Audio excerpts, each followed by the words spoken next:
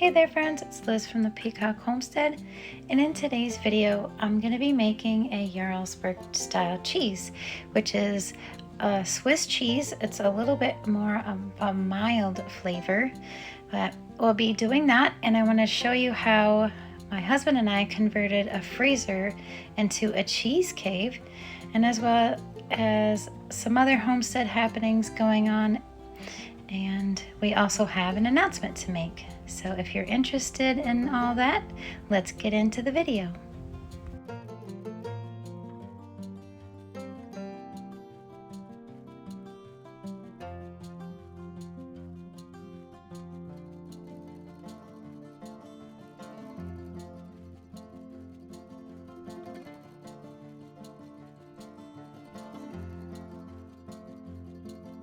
The cheese that we're going to be making today is a Jarlsberg style cheese, and I got it out of this book, The Home Cheese Making, and it's actually a wonderful cheese. I've never had it before, but I've heard it is super delicious. And it is a Norwegian cheese. It's sweeter and milder than a Swiss Alpine cheese, with a creamier flavor and a dense texture reminiscent of Gouda. And the actual process is a secret recipe created with protected cultures that we cannot replace. And this recipe, however, creates a decent copy, complete with the trademark holes and the rich flavor. I'm starting off by heating up the whole milk to 98 degrees Fahrenheit or 37 degrees Celsius. Once I get it up to temperature, I'm going to add 1 teaspoon of calcium chloride diluted in 1/4 cup of cool non-chlorinated water. I'll give that a stir, and then I will add my Flora Danica. I decided the mesophilic culture that I was going to use today, just might as well use Flora Danica since I had it open in the refrigerator. And because this is a Swiss, I'm going to be using propionic Shermani. So this is a Flora Danica. I'm going to be just adding 1/4 a teaspoon of that, and then I'm going to sprinkle it over the top and then wait 2 minutes so it'll rehydrate. I'm going to be adding the propionic Shermani as well. I don't know if I'm saying that right. I'm going to add 1/16 of a teaspoon. So I just took my 1/8 and did a half of that. And I'm going to sprinkle that on top as well. And then I'll set the timer for 2 minutes, and then we'll come back and give that a stir.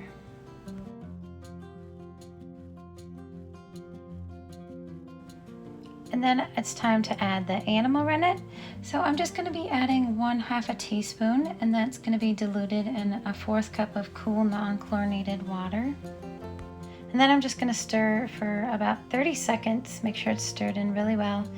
And then I'm going to let everything marinate and coagulate for a good 45 minutes.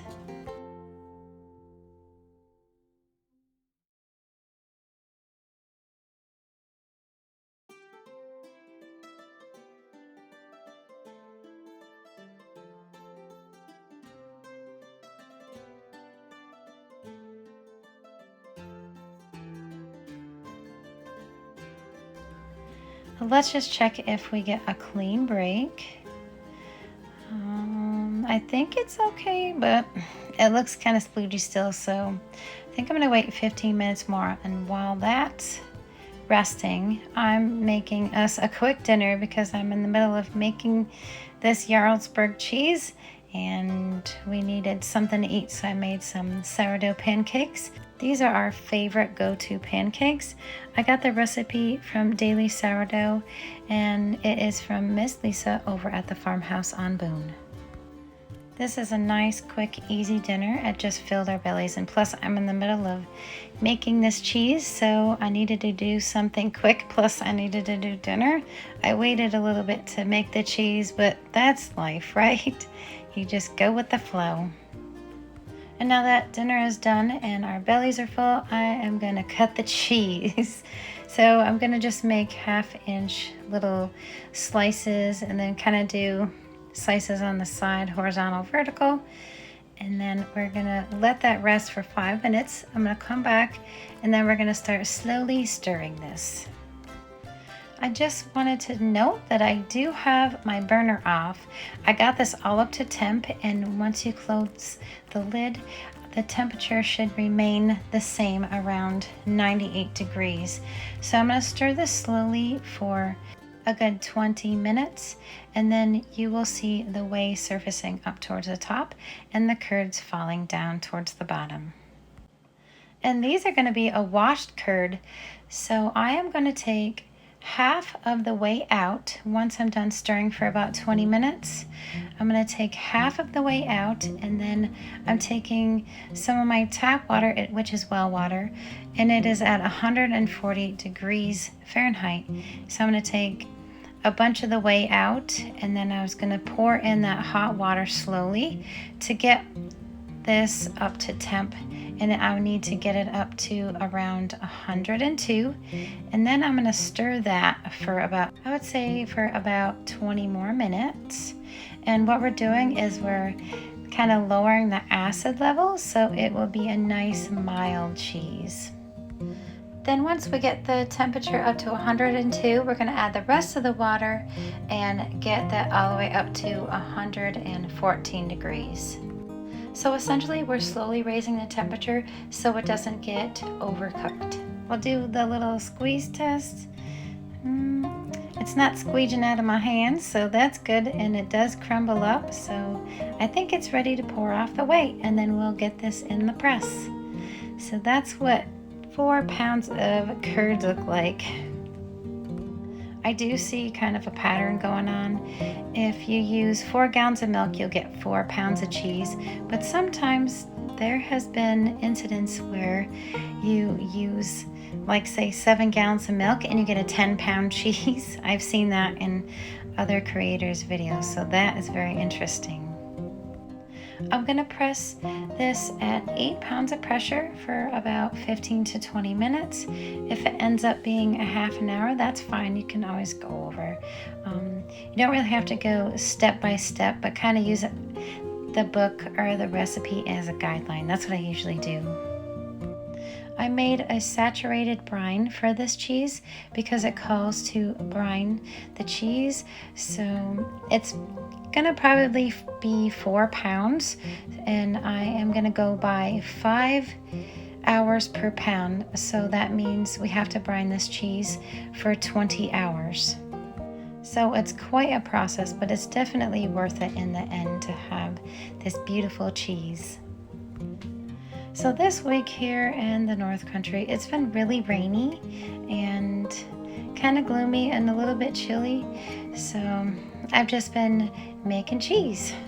I usually pick rainy days to make cheese because I'm stuck inside anyway, and I might as well get some work done. And I have a surprise for you guys. I'm going to show you how my husband and I converted a freezer to a cheese cave.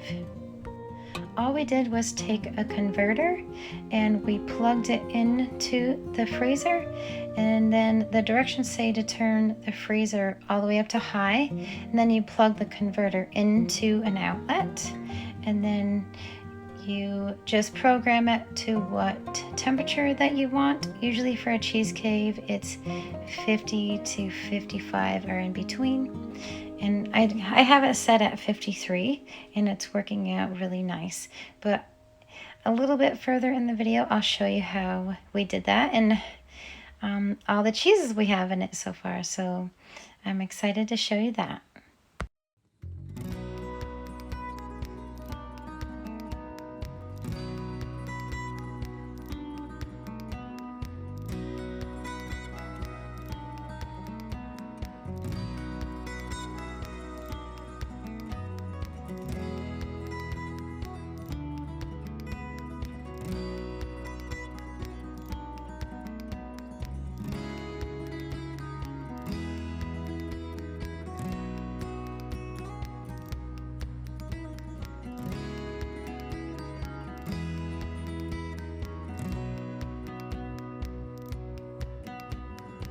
All right, let's see what the cheese looks like now. See if it knitted a little bit better. I am going to change the cheesecloth just because it is a preference, not for any good reason. But I sprayed it down with a little vinegar water. I have a spray bottle that I just add equal parts water and distilled vinegar. And I'm just gonna plop that in there. We'll see if it knitted. It looks like it knitted a little bit better. And then we'll do a third flip and then press it for the rest of the night. So I'm just kind of doing things around the house and letting it press. And I'm gonna get that in there for about, I would say 40 pounds of pressure. And then we'll do it one more time. Let it press overnight while we're sleeping, and then we'll get it right in the brine in the morning.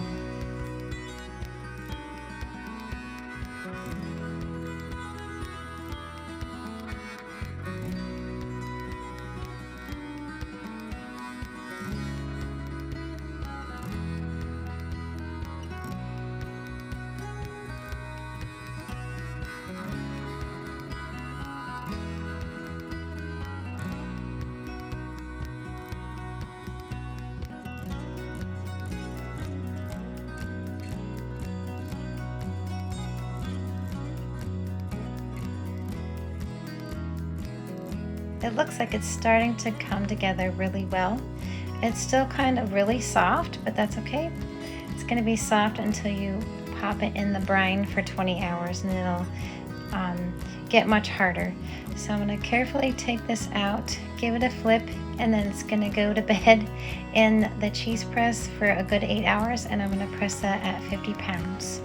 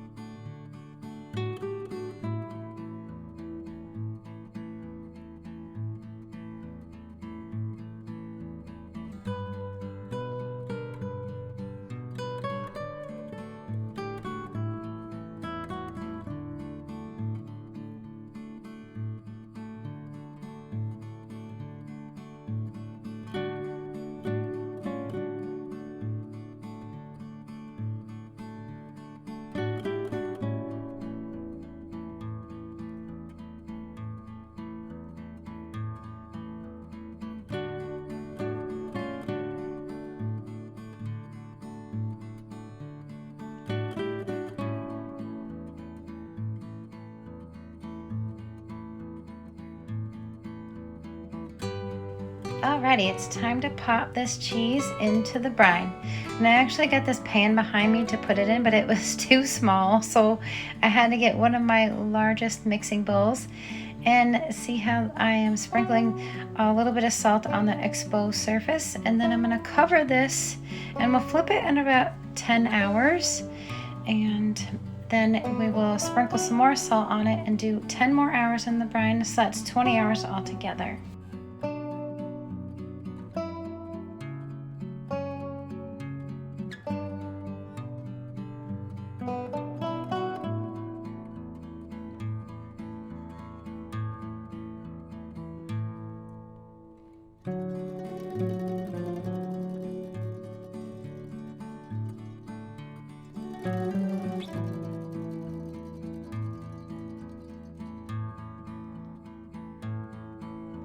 This week I also stocked up on some sourdough bagels, and I made 2 loaves of sourdough bread. Of course, I had to pick some lilacs to bring the smell of spring in the house. They smell so wonderful. That's one of my favorite scents, is the lilac flower. I got my cheese still brining. I'm about to flip it here in a minute. And then I have been getting a few eggs a day, so they're all kind of mismatched. They're so cute. I'll get going on these bagels, and I think I'm gonna add everything bagel seasoning to half of them actually. So that'll be a good mix. And then get them baking in the oven because I need to get the bread going as well. I recently started making our own cream cheese using heavy cream, mesophilic culture, and then I add a little bit of calcium chloride and rennet. And it takes 2 days to make it, but it is really worth it. It is so delicious, and then you can add different flavors to it. I haven't added any flavors because we really enjoy it plain. But having the cream cheese on these bagels with some candied jalapenos, cowboy candy, is so delicious. I got the recipe out of the same book, Home Cheese Making, and it is the Swiss-style cream cheese recipe. I'll definitely be looking forward to sharing how I make that in a future video, so that would be really fun to show you guys.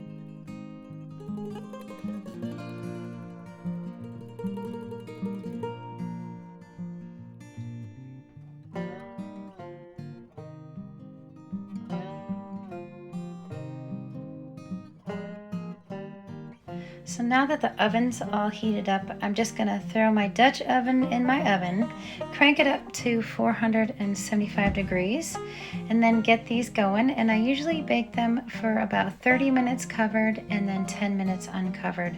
So it gets a nice steam, and then they look nice and dark like this. And they turned out really good, so I'm happy with them. And I'm gonna keep one out and stick one in the freezer for the week.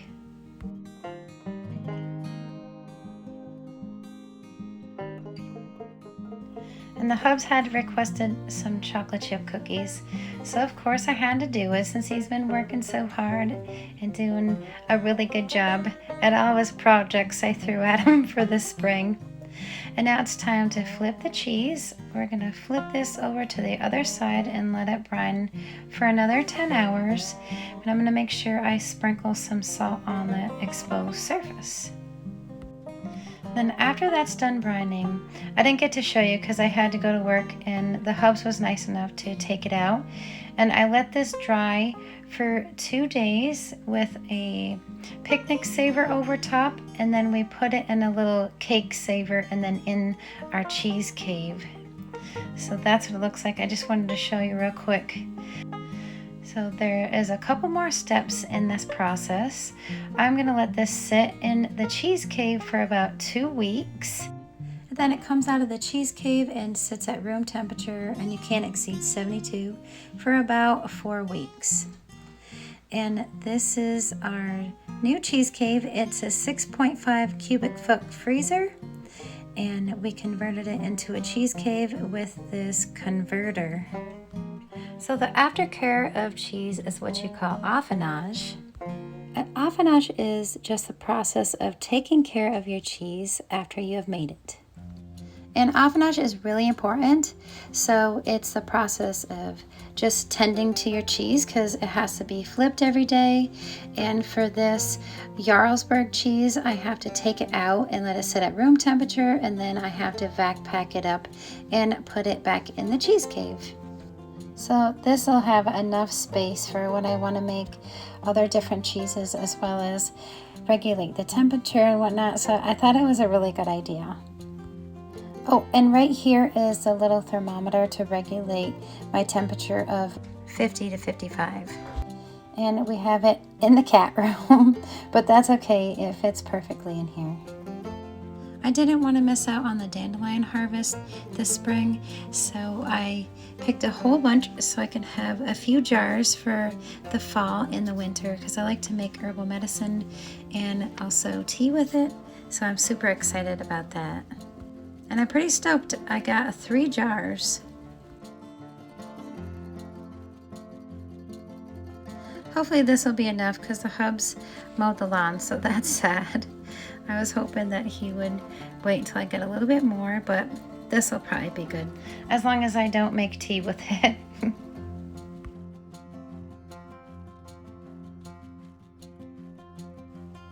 I also got outside and I did some weeding out of my side garden, so I have some medicinal plants over on the side of the shed over here, and I have some roses. This I had transplanted twice, so hopefully this year I'll get a couple roses on it. And I also have some echinacea. Those come back every year as well. And then I have some oregano. I love putting this in soups and stews and the hamburger helper that I make, and pretty much a lot of the casseroles. It tastes so good fresh. This is my sad sage. It looks so sad. I don't know what's going on with it. I have some spearmint, and then I have a couple lemon balms that came back from last year, so that's exciting. And then I have another flower that I planted over here for the butterflies and bees, but I forgot the name of it. I'll have to think of it, and then I'll let you guys know what it was. And then I did take some leaves out of there, and I did some weeding, so that looks a little better. And then over here, I have my stinging nettles. Those are getting so big. I'm gonna have to kind of give them a trim, put them in a soup or something, and then that'll get some greens in us. Then I have a sad little marshmallow. So that looks so much better until the cats next door, they use my garden as a litter box, little stinkers. I had some catnip, and then I have some strawberry mint over here as well. So I'll have to figure out how to keep the cats out of here, because I'd like to plant some more medicinal plants. That would be nice. I'm super excited to tell you guys that we are getting a couple of female goats, and they're 2 little babies, so they'll be ready to go around in a couple weeks. Actually, the 6th of June, they'll be ready to come home, and the Hubs is building them a nice shelter, so I can't wait to take you along for that and show you our new additions to our homestead. And I just wanted to thank you guys for watching this video, and it was so nice to see you, and I hope you have a wonderful week. Many blessings, and I'll see you on the next one. Bye, friends.